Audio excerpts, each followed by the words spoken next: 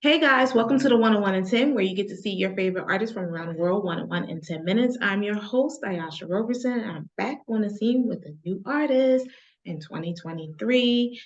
This group has this Louisiana type of flair. I like the band and the music. It has this really nice vibe to it. A lot of different musical influences going on. So that's the reason why we have them on the show, because their music is out of this world. It's spectacular. And I felt the need to have them on the show so you can learn more about their music and how they have been influenced to come up with their own musical concept.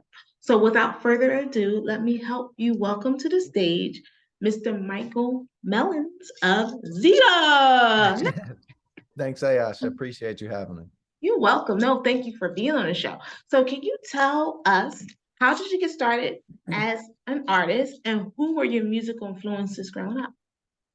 Yeah, so I started, I guess, around age 5 personally. And I think that's the age that most of the guys in the band started playing, was just very young. And I started playing piano, and that kind of digressed into seeing my dad work as a professional musician. He played trombone in Harry Connick Jr.'s big band, and he was the Oh, lead trombone great. player with Harry for about 15, 16 years. And so I would see, yeah, I'd go all the festivals and concerts he played, and I didn't really know, anything about anything at the time. I was like 5 or 6, and but I'm like, I know that I want to do that. I don't know, I don't know what making a living is at that point, but I knew that seeing my dad play original music or Harry's music or anything um, to a large amount of people and move them was something that I wanted to also. I wanted to embark on that endeavor too. So I love that. yeah, It's great that you had your father as your musical influence and being able to pinpoint at 5, like that's what you wanted to do. Even though you didn't know all the details, but you were able to say that's what you wanted to do. And that's a beautiful story. Now, let's talk a little bit about your success stories and challenges as being an independent artist, because most of artists today have challenges, especially with we have these new digital ways of really getting your music out there, but it's really hard because there's so much music. So where A&R execs may not be able to find you as accessibly as they could prior to the major boom of social media and uh, the World Wide Web and all the musical platforms associated. So tell me about maybe one or two of your success stories as an artist and maybe one or two of your challenges as an independent artist. yeah, that's good. There's plenty of challenges, obviously, but I mean, I think that every artist can kind of vouch for that. Just it's a weird business nowadays, but it's obviously the most rewarding job in the world. So you hate to complain too much. And I think that a high point for me as an artist would probably be playing Carnegie Hall at age 15, and with a classical ensemble. Actually, I was principal trombone in like a junior high classical orchestra thing that Wow. happened, and that was another moment where I was like, I kind of knew that I had a real passion for it, but it's like, man, if I never do this again, like I really don't know. I don't know what I'd be doing. I was fucking sitting at a desk filing papers or something. Like I don't really know. I think that I think that so that was a high point for sure. And then the challenges are always, being self-sufficient and like also having the wherewithal and proper judgment to really analyze who you need on your team and who you don't, and who you need to work Mm, with and who you don't, and how to treat each interaction you have and each person you interact with. um, how much how much of your time and energy really you need to give them, mhm, mhm, mhm, mhm, because not everybody is worth that. And a lot of people, most people aren't exactly having your best interest in mind. So I think that having good judgment is one of the biggest challenges that I face mhm, mhm, personally. mhm. Now, that is awesome how you were able to make your challenges also as a success as well. Like Yeah, there are challenges, but they're successful. So you're not looking at it as such a negative, you're looking at it more right. so as a positive as well. And I think it takes a lot of work I think it takes a mature mindset, one, to look at it Mhm. as a positive when something unexpected happens or things don't happen to us that we would like to happen, especially in the industry, because you sometimes will lay down a track and the EP with intentions to gain this amount of followers and or these eyes towards your new music. And sometimes that doesn't happen that way. But I think that's a challenge in itself because a lot of times it takes a lot of self growth to get to a point in your musical real estate career to say, oh, well, I did this project, it manifests whatever it did, but I still feel like it was a rewarding experience because there was a lot of personal growth that came with that project. And I think that shows a lot about the person's character and also shows a lot about how humble you are as an artist as well. So when you are in that level of success, you'll still have that humbleness about yourself Right. as well. And I think that's one of the things artists lose. They lose the humbleness and they become entitled and Totally. you know, yeah. I've So seen plenty of that. Yeah. Yeah. so another question: how did y'all come up with the group name Zita? Who came up with that name and where did it come from? That's a great question. The answer is kind of, it's a funny story. The answer's kind of changed like through the years because we were afraid that well, let me start by saying it Okay. was actually the name of one of the town elders in our hometown of Mandeville, Louisiana, Mm, outside New Orleans. Um, and her name was obviously Zita, and she was like one of the that actually really stood out to me when I was growing up there as one of the only people, if not the only person in that town who mhm.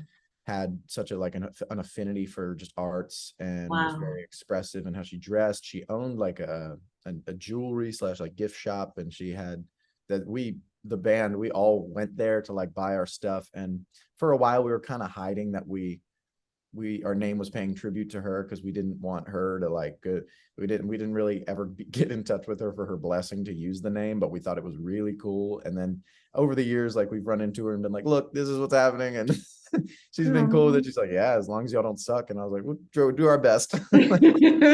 So it's cool. She's awesome. And she's actually a huge supporter of the band. And That's but yeah, great. I think that we wanted something that like connected us to our hometown Mhm. and still represented kind of what we are. And that's what we felt we were, was what she represented, which was just like sticking out as somebody who has a passion and affinity for arts and maybe a town that doesn't in a town that doesn't really have that same affinity. That's great. Now, since that has such a cool concept of this woman named Zeta inspiring you guys to create the band name Zeta, can you tell me a little bit about Hardly Alive, the EP, and what were some of your inspirations with creating this EP versus the ones that y'all have created in the past? Yeah, this one was I so it was 2 years in the making, and it oddly fell perfectly into place because to be honest with you, had the lockdown not happened in 2020, we probably wouldn't have recorded it then. It would probably just have been released or something like Mm, that, which I don't mhm, know. mhm, You know, we could think about the lockdown for better or for worse, but it's like that served us well because in that time we weren't playing any shows, we weren't doing anything else, and we had time to just go into the studio and get the best possible product that we could. mhm, But each song represents at least the stuff that I wrote the lyrics for, which is I think it's about 7 or 8 of them. I'd have to go back and look, but uh, each one represents something that I went through in my life. Like "Hardly Alive," the title track is it really represents that song particularly, but the overarching theme of the album is I just working as a young person in the industry. I just felt like I was very uh, condescended to quite a bit, and I just felt like I wasn't heard out very much, and it was just kind of a middle finger to anybody who didn't take me seriously. And that's why that first lyric, I love it so much. That's why the breaks are present. That's why it's break and then the vocals standing alone in that track. It's the first lyric is yeah, I can't remember my own lyrics now.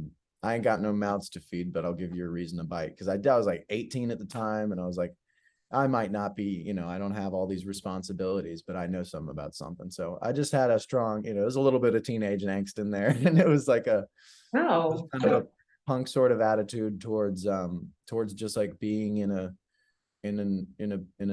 older adult, predominantly adult run industry, and feeling like I wasn't able to get my 2 words in, or 2 cents in, and wasn't able to have been taken seriously the way I wanted to. So that a lot of passion went of that idea went into the album. And a bunch of the other songs are, just kind of like commentaries on little episodes of my life that I thought were either, I could romanticize or complain about. So that's the gist. no, I love the concept because Hardly Alive, when you just explained to me about being a teenager, young adult in a of more of adult industry. I think a lot of times when you're young and you're coming into any industry, whether it's music, whether it's law, whatever it may be, a lot of times young people are faced with ageism. So people tend to say, well, you don't know anything because you're 18 or 19.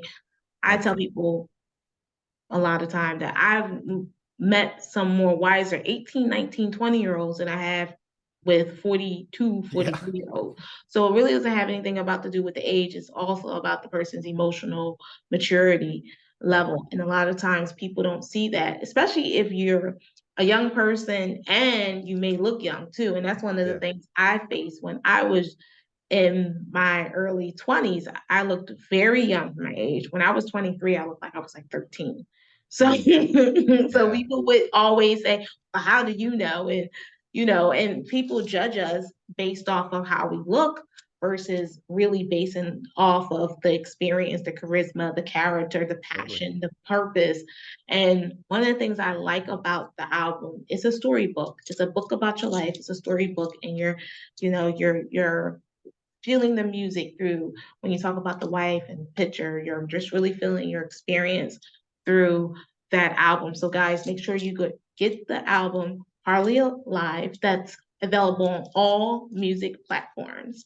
So, and make sure you download it as well. And you can actually listen to it on Spotify. And I also got it on Apple Music too.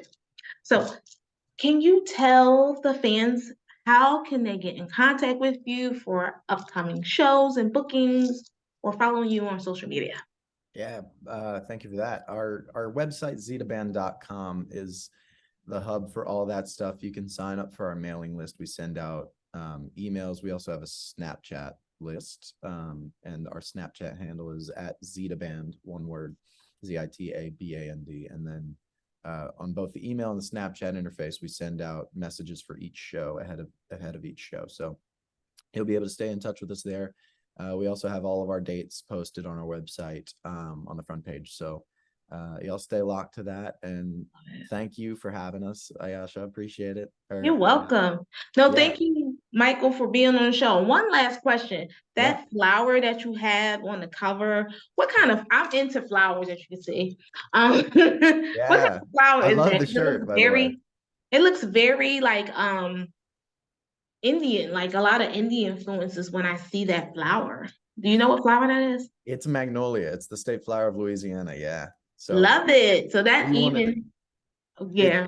Yeah, Go ahead. it's kind of like paying tribute to like the one of the second to last track on the album is it's called Magnolia Soul, and that one is just a tribute to our hometown of New Orleans. Like we wanted to we were so inspired. I mean, we live in one of the greatest music cities ever to be. So we were like we were always going out to like Tipitinas, or like we're at Jazz Fest every single year, just like absorbing music.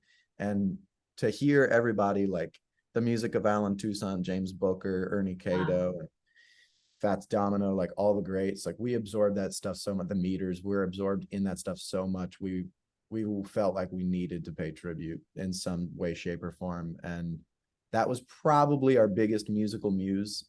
One of our biggest, if not, there's the rock and roll side and there's the New Orleans side, but we felt that that was very appropriate because we're very into, like, I love your shirt and we wear stuff just like that. Like, Oh, we're thank so you. into like the floral thing. We Mhm. felt it best to represent us for sure. Yes, and guys, make sure, and I'm definitely going to make sure, and shout out to all of NO, and that means New Orleans for those who don't know. Shout out to you guys with your hometown song, Magnolia. That is the anthem for you guys, and I'm going to be playing that throughout 2023. And thank you so much, Michael, for being on the 101, 1 in 10. And thank you, 1 and 10ers, for watching this episode, because you never know who's going to be on the next episode. So stay tuned. I look forward to seeing you guys again. Continue to shine bright and take care of yourselves. Bye now.